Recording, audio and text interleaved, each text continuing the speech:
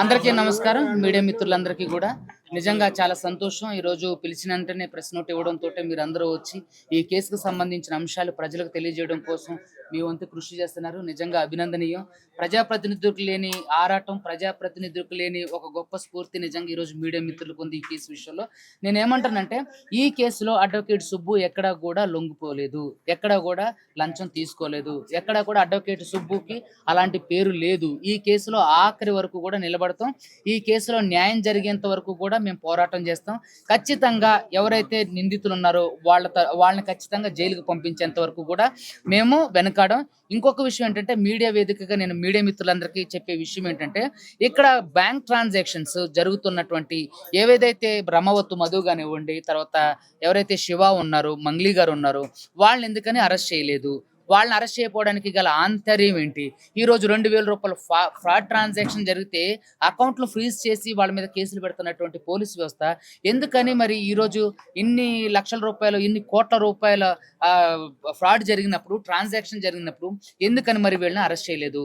So కాబట్టి నేను ఏమంటానంటే అదేవిధంగా తెలుగు ప్రజలందరికీ, అదేవిధంగా మీడియా మిత్రులందరికీ నేను ఒకటే విన్నవించేది ఏంటంటే ఈ కేసులో ఆవిడ పెద్ద హస్తం ఉంది. ఆవిడే ఇందులో మెయిన్ కల్ప్రిట్, కర్మ క్రియ ఆవిడేనని బాధితులు మాతో చెప్తూనే వస్తున్నారు. ఖచ్చితంగా ఆ కేంద్ర మంత్రి యొక్క హస్తం ఈవిని కాపాడుతుంది కాబట్టే ఇంతవరకు ఇంత పెద్ద సెన్సేషన్ అయినటువంటి ఈ పెద్ద స్కాము ఇంతవరకు కూడా అరెస్టులు కాకోకుండా ఉంది. మరి ఏదైతే బాధితులు ఉన్నారో వాళ్ళందరి ప్రాణానికి ఎవరు హామీ? ఇంకా నేను ఒకటే విషయం ఇక్కడ మీకు చెప్పదలుచుకుంది ఏంటంటే చాలా మంది చనిపోవడానికి అవకాశం ఉంది.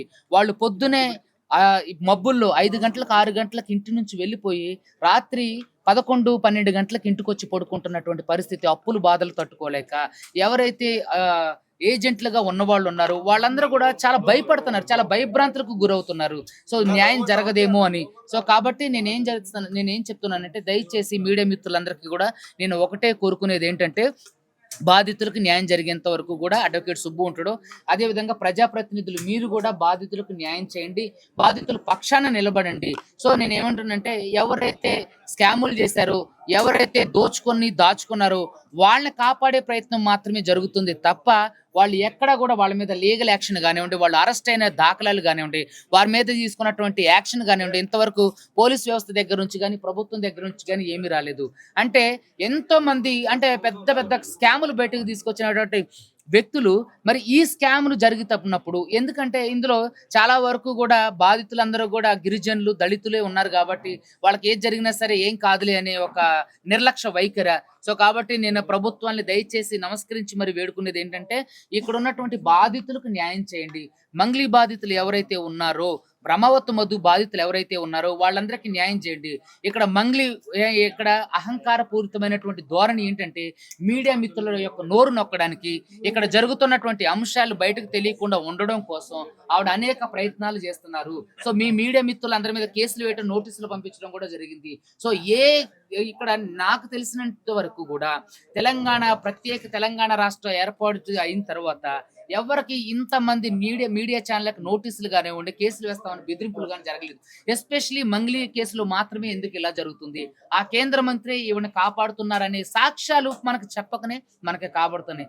ఎందుకంటే ఎన్నో అంశాల గురించి మాట్లాడుతున్నటువంటి ఈ ప్రజాప్రతినిధులు ఇంత పెద్ద కుంభకోణం నుంచి ఏ ఒక్క ప్రజాప్రతినిధి కూడా ఎందుకని నోరు మెదపడం లేదు?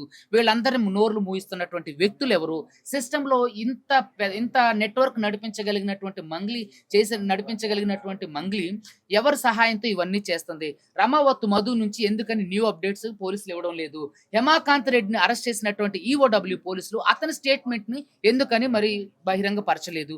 ఎందుకని అతను ఏం చెప్పిండన్న విషయాల గురించి మాట్లాడలేదు? సో కాబట్టి మీడియా మిత్రులందరికీ నేను ఒకటే కోరుకునేది ఏంటంటే ఈ మీడియా వేదికగా ఖచ్చితంగా అడ్వకేట్ సుబ్బు ఎక్కడా కూడా డబ్బులకు లొంగలేదు. నాకు ఎవరు కూడా డబ్బులు ఆఫర్ ఇస్తానన్నా సరే నేను దానికి లొంగలేదు.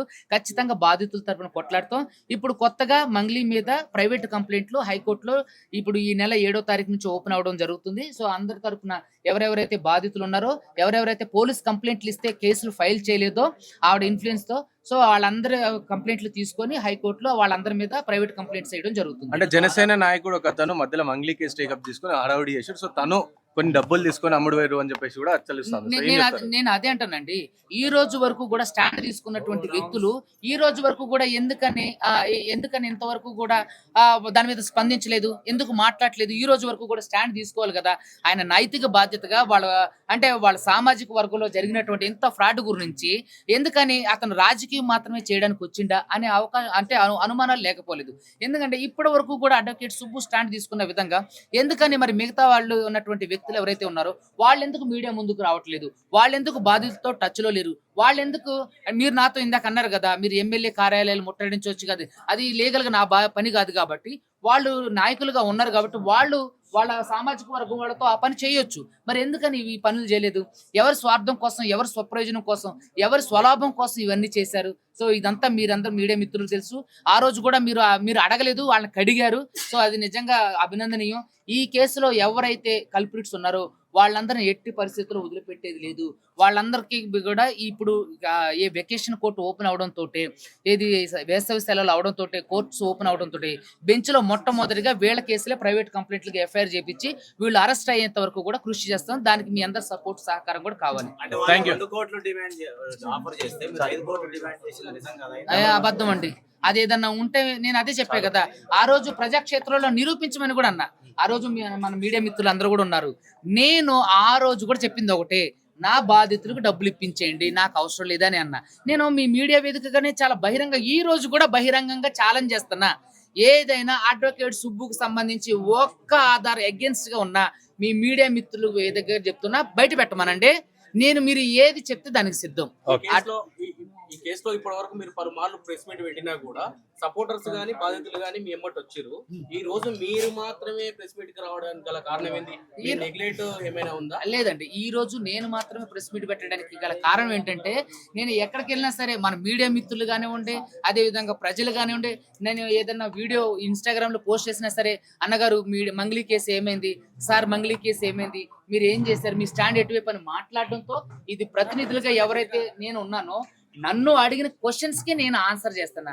ఇంకా చాలా మంది ఎవరైతే బాధితులు ఉన్నారో వాళ్ళు కూడా అడుగుతున్నారు ఏమైంది మీ కేసు అని. సో అడ్వకేట్ సుబ్బు మీద వచ్చినటువంటి కేసు అంటే అపవాదులన్నింటినీ కూడా క్లియర్ చేయడానికి ఇక్కడ అడ్వకేట్ సుబ్బు ఎక్కడ కూడా కల్ప్రిట్ అవ్వలేదు, అడ్వకేట్ సుబ్బు ఎవరికి లొంగలేదు అని ప్రజలందరికీ తెలియజేయడం కోసం ఈ ప్రెస్ మీట్ యొక్క ముఖ్య ఉద్దేశం.